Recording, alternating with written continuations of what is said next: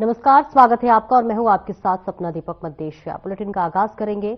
चंपावत विधानसभा के पूर्व विधायक हेमेश खंडेपाल ने कार्यालय का उद्घाटन किया है और इस मौके पर कार्यकर्ताओं को संबोधित करते हुए पूर्व विधायक खरकपाल ने कहा है कि सभी को एकजुट होकर कांग्रेस प्रत्याशी के समर्थन में काम करना है।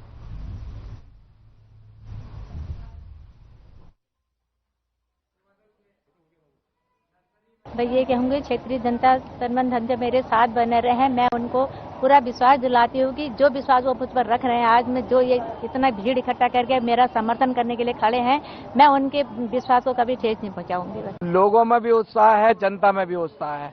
हमारे पास एक समझदार, मैच्योर, शिक्षित प्रत्याशी है और जनमन का मन बना हुआ। लोग इस सरकार की नीतियों से, इसके कार्यक्रमों से ऊब चुके हैं।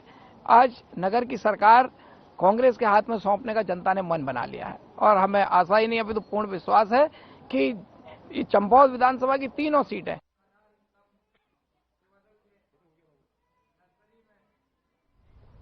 23 जनवरी को निकाय चुनाव होने वाले हैं। ऐसे में वार्डों में पार्षद का चुनाव लड़ रहे प्रत्याशियों ने अपने अपने वार्डों में चुनाव प्रचार को लेकर कार्रवाई तेज कर दी है। तो वहीं आपको बता दें कि वार्ड नंबर 9 तल्ली बबोरी क्षेत्र के बीजेपी के पार्षद प्रत्याशी गिरीश नैनवाल ने अपने क्षेत्र के लोगों से मिल रहे पार्षद प्रत्याशी गिरीश ने अपने चुनाव कार्यालय में अपने समर्थकों के साथ एक बैठक का आयोजन किया, जिसमें चुनाव लड़ने की लेकर बैठक हुई और वार्ड से जुड़े सभी मुद्दों पर आपस में चर्चा हुई।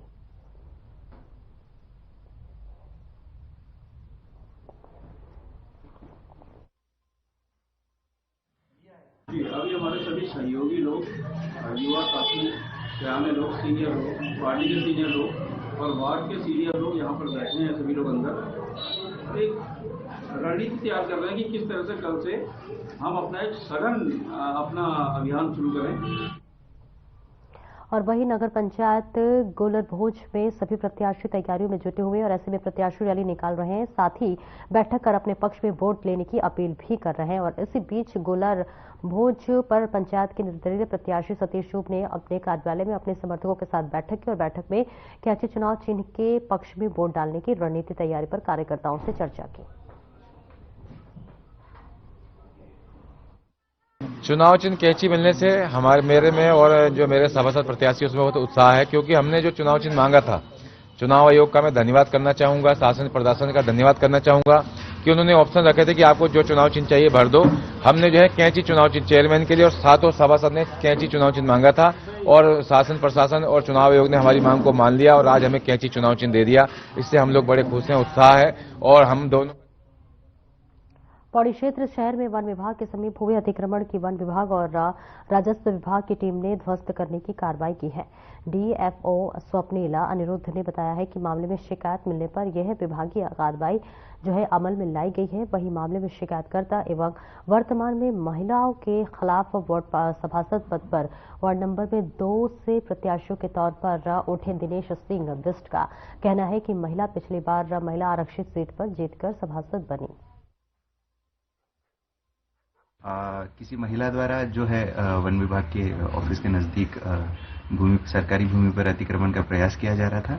उस अतिक्रमण के प्रयास को जो है पिछले 15 दिनों में ही जो है वन विभाग की टीम और राजस्व की संयुक्त टीम ने विफल कर दिया है। ऐसे है कि जो पूर्व सभासद थी यहाँ पे, उन्होंने अपने कार्यकाल में 2021 में ये जगह कब्जा कर दी और यहीं पे डीएफ ऑफिस है। ये जगह भी डीएफ ऑफिस की है, वन विभाग की जमीन है और उन्होंने यहाँ पे कब्जा किया। और उसके बाद जो अपने एक पत्रकार है प्रमोद खंडूरी जी, उन्होंने मामले को उठाया था। आप कोई वीडियो खंगाल सकते हैं। तो उसमें जो है कि उत्तराखंड पुलिस के लिए साल 2025 काफी अहम है। दरअसल मुख्यमंत्री पुष्कर सिंह धामी ने इस साल के अंतिम महीने तक राज्य को ड्रग्स फ्री बनाने का लक्ष्य पुलिस को दे दिया है। इसी कड़ी में पुलिस ने अपने प्रयास तेज कर दिए और ऐसे पुलिस तस्करी जो है कड़ी कार्रवाई कर रही है।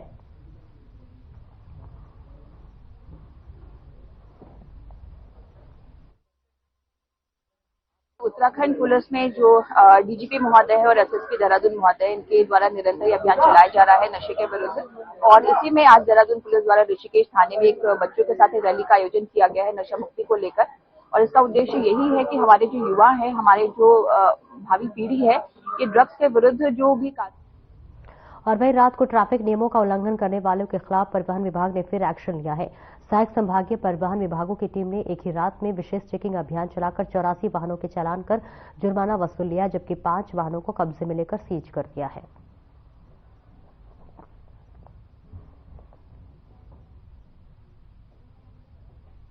बड़ी शानो शौकत के साथ श्री गुरु गोविंद सिंह जी का प्रकाश पर्व मनाया गया, जिसमें सिख समुदाय के सैकड़ों श्रद्धालुओं ने नगर कीर्तन में सम्मिलित होकर बोले सो निहाल संत श्री अकाल के उद्घोष से पूरा काशीपुर भक्तिमय हो गया। यह नगर कीर्तन गुरुद्वारा तरकाना साहब से होकर पूरे नगर में क्षेत्र में बड़ी धूमधाम के साथ निकाली गई।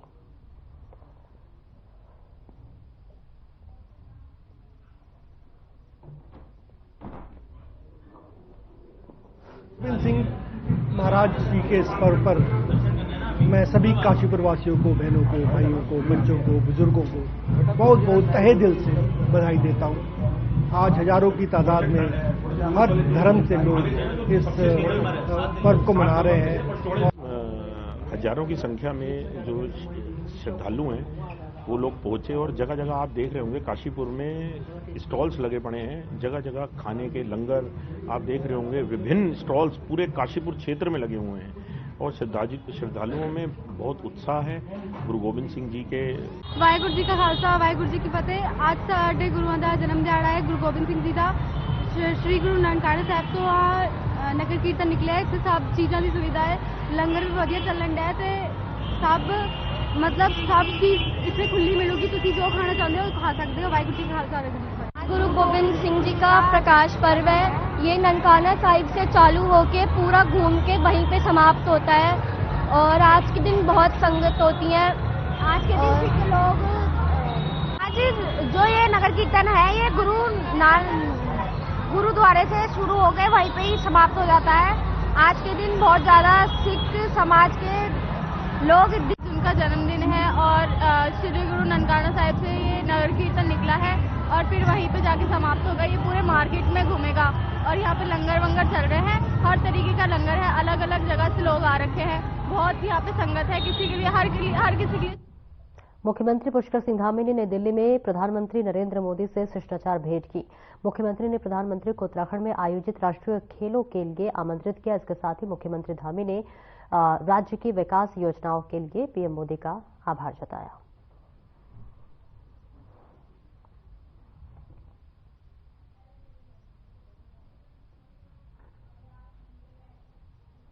एक छोटे से ब्रेक के लिए रुकते हैं, जल्द लौटते हैं।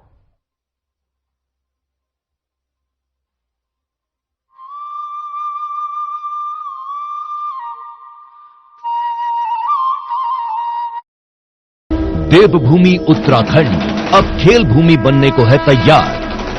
पहली बार राष्ट्रीय खेलों के आयोजन से उत्तराखंड बनाएगा नई पहचान। 28 जनवरी से 14 फरवरी 2025 तक आयोजित होने वाले नेशनल गेम्स की तेजस्विनी मशाल और शुभंकर मौली देश भर के खेल प्रेमियों को लुभा रहा है। इस ऐतिहासिक अवसर को सफल बनाने के लिए राज्य में खेलों का बेहतरीन इंफ्रास्ट्रक्चर तैयार किया गया है, जहां प्रदेश के खिलाड़ी जमकर पसीना बहा रहे हैं। और 30वें राष्ट्रीय खेलों में एथलेटिक्स, हॉकी, साइकिलिंग जैसे 35 से ज्यादा खेलों में देश भर के करीब 10,000 खिलाड़ी अपना हुनर दिखाएंगे। राष्ट्रीय खेलों के आयोजन से उत्तराखंड की खेल प्रतिभाओं को एक नया मंच मिलेगा। प्रदेश में स्पोर्ट्स इकोसिस्टम तैयार होगा, जिससे खेलों के प्रति ज्यादा से ज्यादा युवाओं का रुझान बढ़ेगा। राष्ट्रीय खेलों से चमकेगा उत्तराखंड, खेलेगा उत्तराखंड, जीतेगा उत्तराखंड।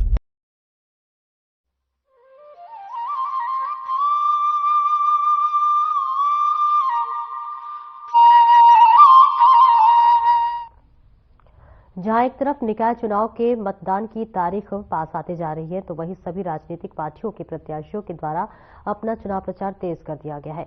वहीं हल्द्वानी में मेयर पद के लिए बीजेपी और कांग्रेस के प्रत्याशियों ने जनता के बीच जाना शुरू कर दिया है। वहीं आज कांग्रेस से मेयर के प्रत्याशी ने हल्द्वानी के पीली कोठी क्षेत्र में लोगों के बीच जाकर वोट के लिए अपील की।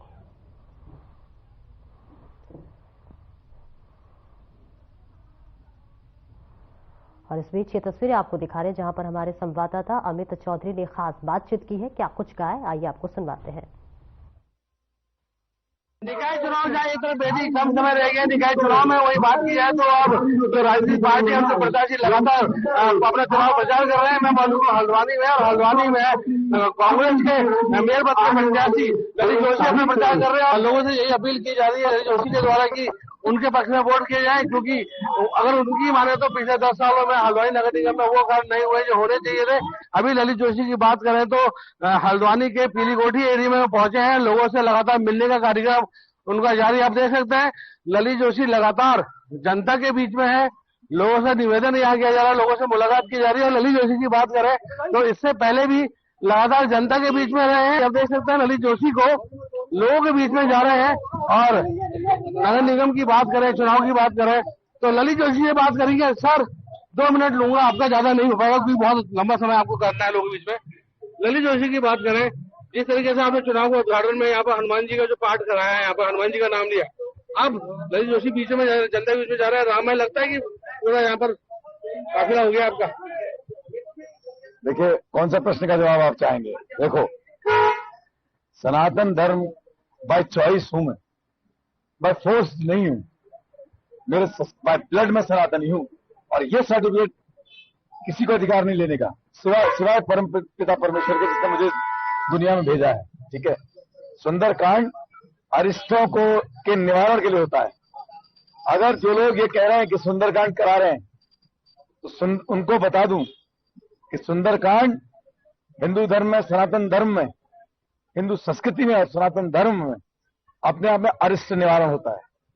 तो अरिष्ट निवारण, कुचक्र निवारण, षड्यंत्र निवारण के लिए मैं करा रहा हूं। सर ज्यादा समय नहीं लूंगा, 2 मिनट की बहुत, अभी आपको लोगों के बीच में जाना है, लोग कार्यकर्ता भी नाराज हो रहे हैं। ये बताइए, क्योंकि बीजेपी की बात करें तो ललित जोशी को लगातार घेरने का प्रयास किया जा रहा है तमाम मुद्दों को लेकर के, वो मुद्दा कहीं ना कहीं लगातार उछाला जा रहा है और वहीं पर अभी लगातार बयानबाजी की जा रही है। कहा जा रहा है कि बीजेपी के अलावा जो प्रत्याशी वो मरे हुए हैं, उस सबको लेकर के ललित जोशी क्या रणनीति बना रहे हैं, क्या कहना चाहिए? देखो, दोनों बात का उत्तर देता हूँ।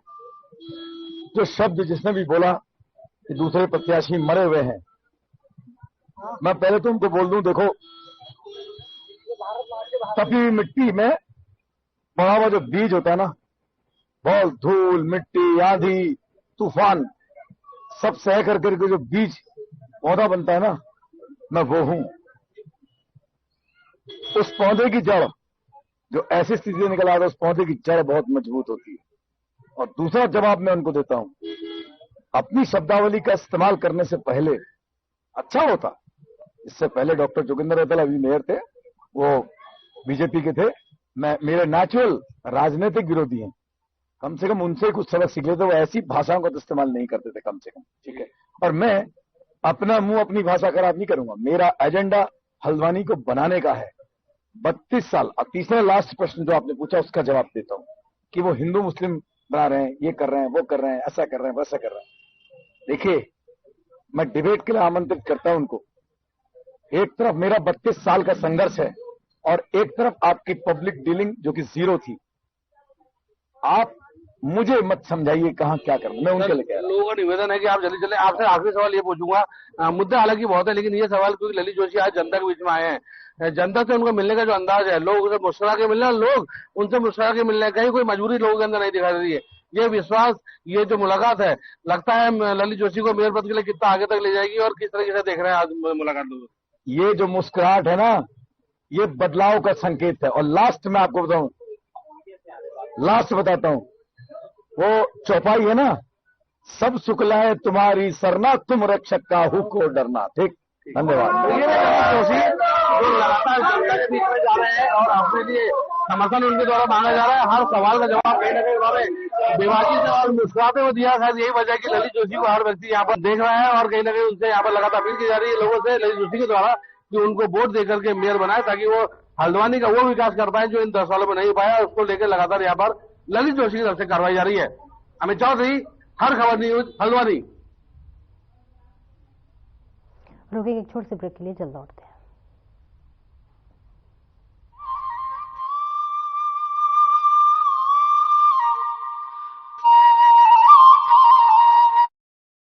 उत्तराखंड हर वर्ष गर्मियों के महीनों में लाखों 4 धाम यात्रियों और श्रद्धालुओं का स्वागत करती है।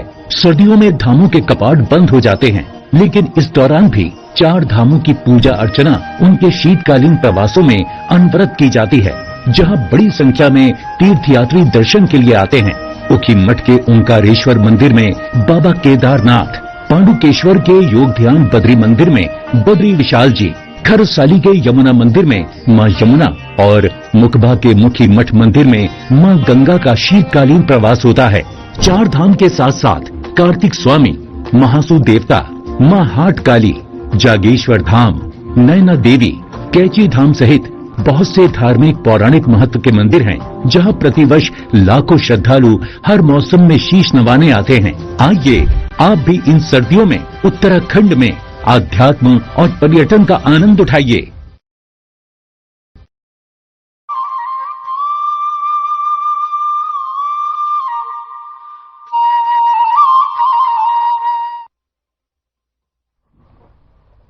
और ब्रेक के बाद एक बार फिर से स्वागत है आपका। खबरों में आगे बढ़ेंगे। सामाजिक सरोकार की समर्पित जौनसार बाबर की पहली फिल्म के मेरे गांव की बाट लगातार 5 हफ्तों पर महत्वपूर्ण सेंट्रियो वॉल में हाउसफुल चल रही है। इस उपलब्धि पर पद्मश्री बसंती बिष्ट ने फिल्म अभिनेता अभिनव चौहान को शॉल ओढ़ाकर सम्मानित किया।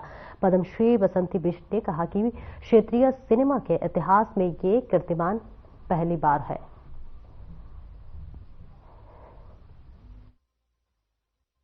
हमारे बीच में पद्मश्री बसंती देवी जी है। कैसी लगी आपको फिल्म? मुझे तो बहुत अच्छी लगी। एक तो जो संस्कृति से जोड़ने का काम जो इसमें हुआ है, और म्यूजिक पक्ष बहुत अच्छा था। ये जो दिखाया ग्रुप में गांधी मुझे बहुत अच्छी लगी। दूसरा जो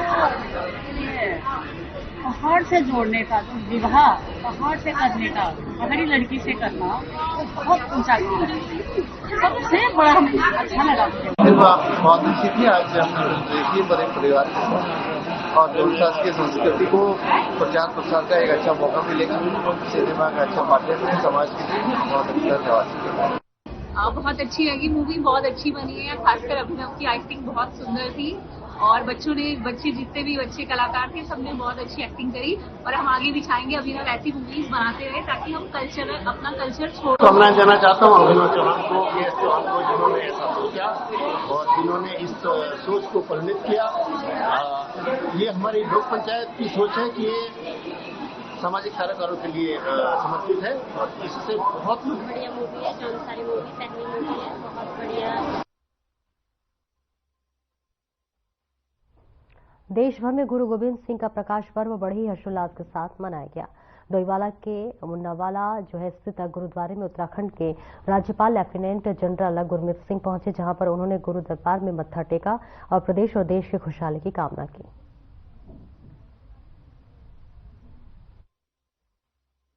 आज अत्यंत शुभ दिन है। आज कलगीधर पातशाह 10वें पातशाह का आज प्रकाश पर्व है और मैं पूर्ण मानवता को, हर भारतीय को, हर उत्तराखंडी को आज के दिन की बहुत बहुत शुभकामना देता हूं। जो उन्होंने हमको मार्ग दिया है, साहस, शौर्य। और खटीमा नगर पालिका में अध्यक्ष पद पर चुनाव लड़ रही खटीमा के डॉक्टर प्रदीप सिंह बड़वाल की पत्नी रुमाना नकवी बड़वाल ने अपने कार्यकर्ताओं तथा समर्थकों के साथ फीता काटकर अपने कार्यालय की शुभारंभ की है। वहीं चुनाव कार्यालय का शुभारंभ होते ही नकवी का चुनाव प्रचार तीव्र हो गया है। मेरा तो कोई मुकाबला ही नहीं है। मुझे जनता ने खड़ा करा है, जनता के लिए आई हूँ और जनता ही लेके आई है मुझे। मैं नेता हूँ ही नहीं, ना मैं नेता बनना चाहती हूँ। मुझे जनता पर पूरा विश्वास है। मेरी एक स्वच्छ छवि है। जो मेरा किसी राजनीतिक दल से, किसी से कोई संबंध नहीं है। अभी तक जो भी मैंने किया है, मैंने, मेरे हस्बैंड ने। पौड़ी नगर पालिका परिषद के चुनाव में अब प्रत्याशियों पर आरोप प्रत्यारोप का दौर भी शुरू हो गया है। भाजपा से नगर पालिका चुनाव में अध्यक्ष पद की प्रत्याशी सुषमा राउत ने जीत का दावा किया, तो वहीं भाजपा की बागी प्रत्याशी कुसुम चमोली ने अपने खिलाफ षड्यंत्र होने का आरोप लगाया है।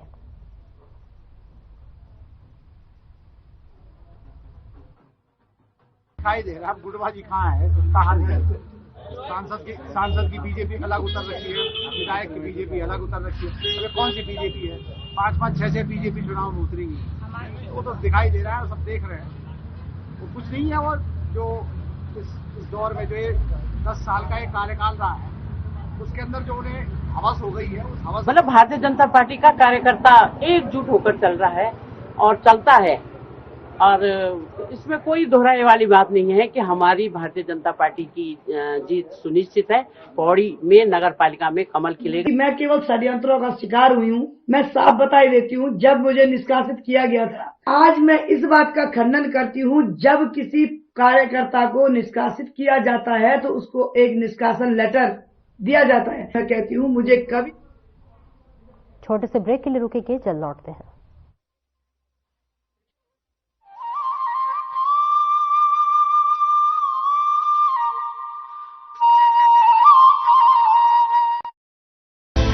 विंटर टूरिज्म का बेहतरीन केंद्र है उत्तराखंड। जहां नजर उठाएं प्राकृतिक सौंदर्य ही पाएं। परिवार के साथ शांति की तलाश हो या चाहिए दोस्तों के साथ थोड़ा थ्रिल, सब कुछ मिलेगा यहाँ। आइए Uttarakhand. Eco tourism, wildlife tourism, adventure tourism, हर तरह के विकल्प है मौजूद। जंगलों में लीजिए ट्रैकिंग का मजा, बर्फ से ढकी वादियों में स्कीइंग का लुत्फ, खूबसूरत रास्तों पर माउंटेन बाइकिंग, खुले आकाश में पैराग्लाइडिंग और रॉक क्लाइंबिंग का अपना है रोमांच।